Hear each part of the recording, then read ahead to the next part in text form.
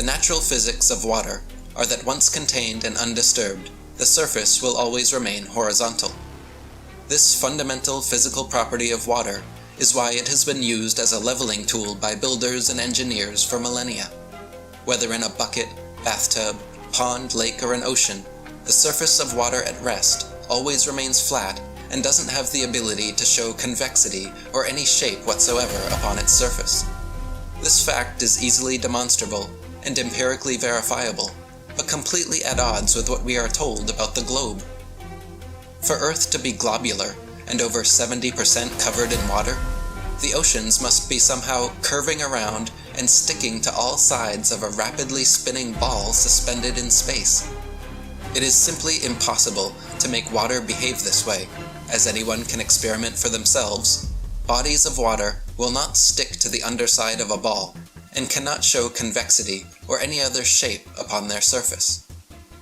Globe defenders will often point to water droplets, meniscus, surface tension, or adhesion, claiming these are examples of water bending or sticking to a surface, which is nothing but a fallacy of false equivalency, as these only happen at a very small scale, the size of a coffee cup.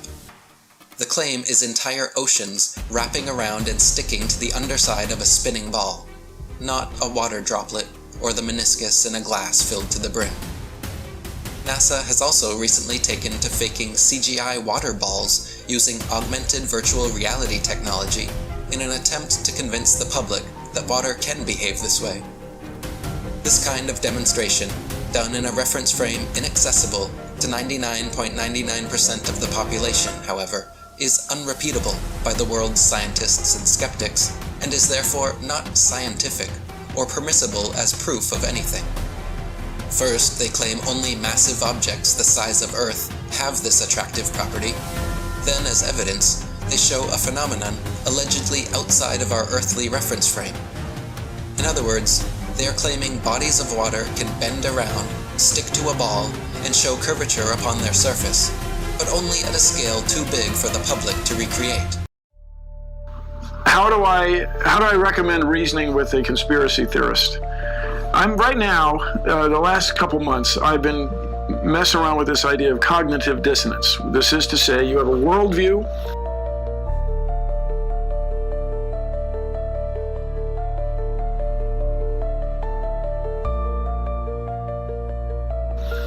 You're presented with evidence that conflicts with the worldview.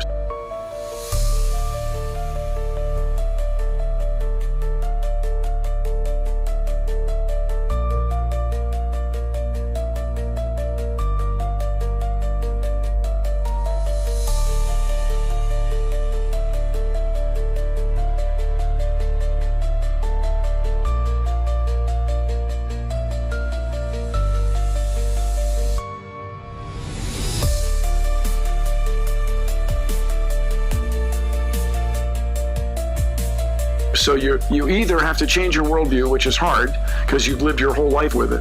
This is Earth as we've been taught to think of it, right, from childhood, right.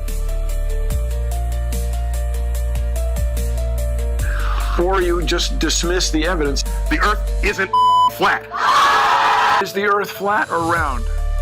It's round. It is not difficult to know that the Earth is round. One of the things you can see yourself with a pair of binoculars is if you actually go out to a lake and there are boats on that lake, the farther away a boat is, the more the bottom of the boat will disappear and you'll basically just see the mast of the boat. And as a boat goes farther and farther away, the last thing you will see is the very top of the mast of that boat. And that's because the boat is actually going over the horizon that's curved. They made sure to photograph him standing there with a really wide-angle lens, which curves horizontal lines. Refraction is the angular bending of light. You can look it up. In fact, it makes it look like there's a slope here. So you can see the edge going up there, but there's actually not a slope there. It's actually just flat. That stuff is flat! And that means that as it goes farther and farther away, you see less and less of the bottom of it and more of the top of that. You can see that with binoculars, by an ocean, by a lake. It's really easy. That wouldn't happen if the Earth were flat. You would simply see the boat getting smaller and smaller and smaller as it went farther away, but you'd be able to see the whole thing with the same proportions. I mean, and there was nothing I could do other than go higher to get rid of that hump of water and see the rest of the ship.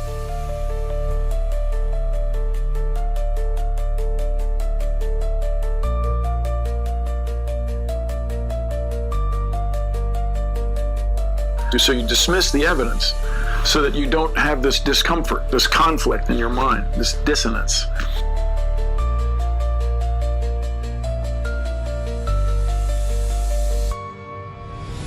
You need to learn the history of NASA, of the Apollo programs, which were occult and satanic. And by the way, this is called gravity. That's what I'm working with right now. And apparently the way to overcome that is to say, we're all in this together. Space has always been exceedingly fake and gay. Present the conspiracy theorist with the idea that he or she may be rejecting evidence because it's just so uncomfortable. Well, a retired general said the US and Israel have kept it from the public because, quotes, humanity isn't ready until humanity can evolve, he says, and understand what space really is. But when it comes to moon landings, I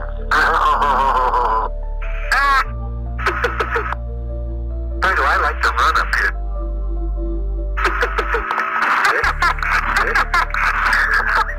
I feel like Bugs Bunny. You know the beat. I like to skip along. Not me, boy. Skip.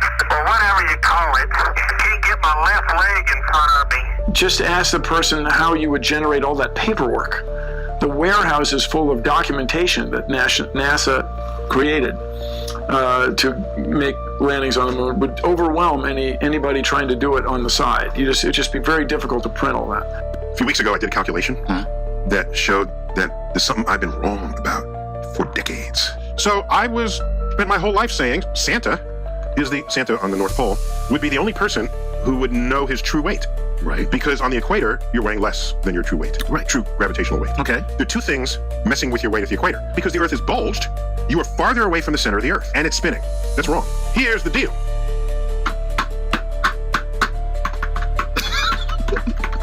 It turns out, everywhere on the geode, you weigh exactly the same. What? If the Earth bulges from spinning, if you bulge at the equator, the poles come in a little bit. Down, right? Okay? So now it sounds like I'm closer to the center of the Earth, I should weigh more. However, not the entire Earth is pulling on you. It turns out that while you are closer to the center of the Earth, there's less mass pulling on you. The only part of Earth attracting you is the sphere that is the cutaway between your feet and the center of the Earth. And that sphere does not include the bulging that comes outside of that sphere. Okay. Those factors combined exactly equal the factors that affect your weight here on the equator, because the entire mass of the Earth is pulling on you because you're at the center. Okay, because you're at the widest point. Right. What is the sphere beneath your feet? It's got everything. It's all of it. All of it. It's all of it. So these two things, principles, if you want to call them, they cancel out. Yes, they exactly cancel. The fact that you have the whole Earth pulling on you, yet we're spinning, right? Okay, so you have all the mass of the Earth, but the spinning, so that makes you weigh more, but then you're spinning, that makes you weigh a little less, plus the Earth is a little wider, so that makes you weigh a little less. Okay, all of that, you put it together, it comes out in the wash compared to your weight on the pole. Wow. Check this out, you ready? Okay, if Earth spins faster, right, Earth won't keep its spherical shape.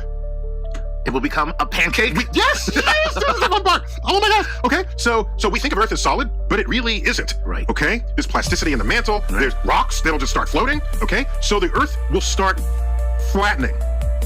As it flattens, the equator gets wider and wider and wider because you flatten to a pancake. So there you go, flat earthers. Now, one thing I really want your generation to embrace is that the Earth is a closed system.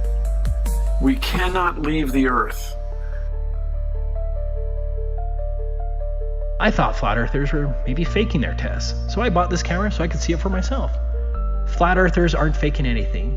Unlike the globe model propagandists, you don't have to trust us. Flat Earth isn't word of mouth anymore. I can show you the actual video proof again and again and again.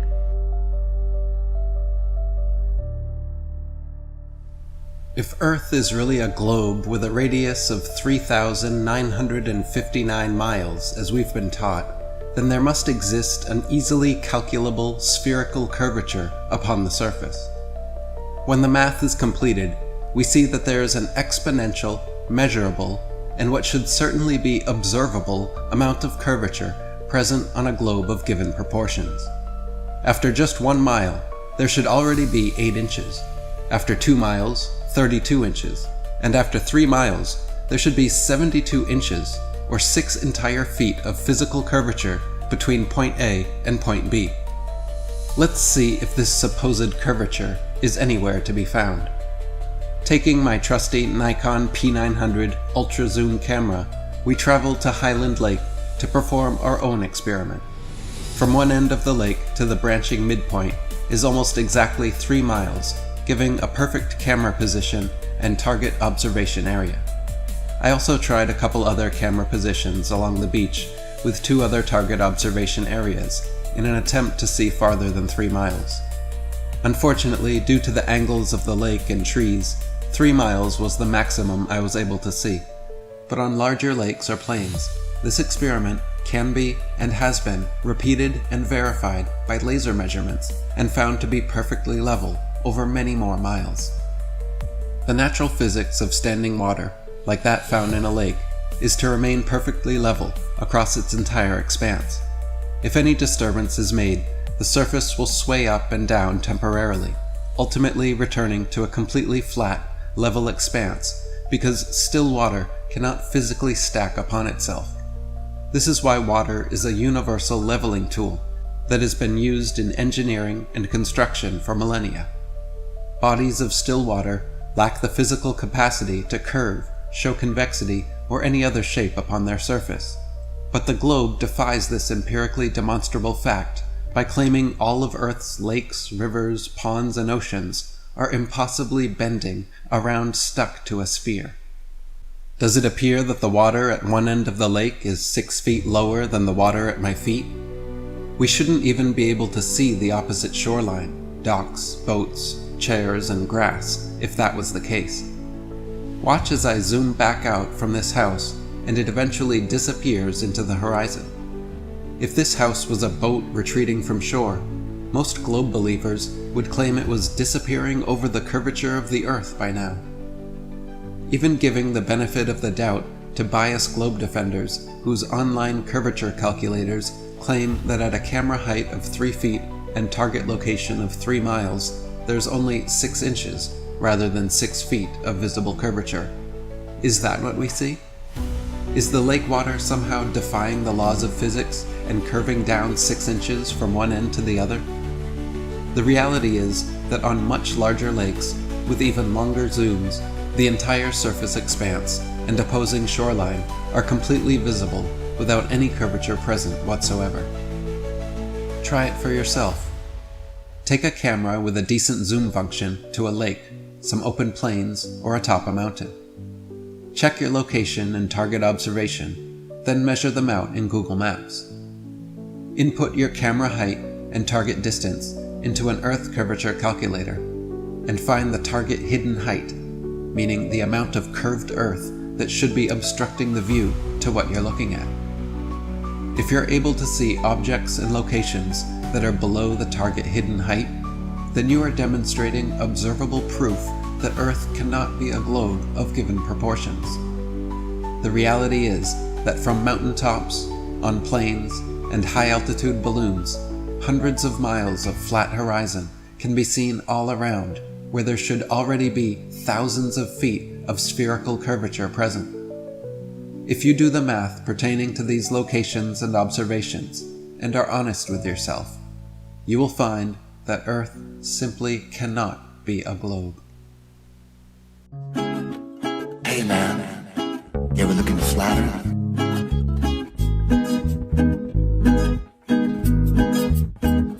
Flat horizon everywhere. No one seems to notice. No one seems to care.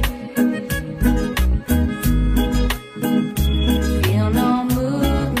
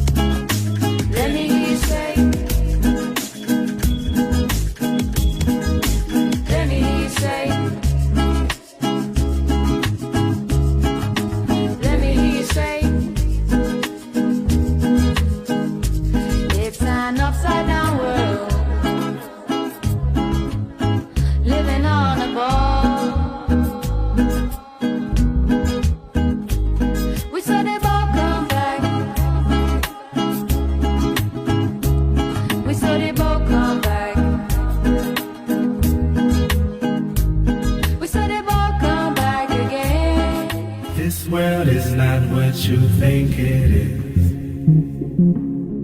This world is not what you think it is.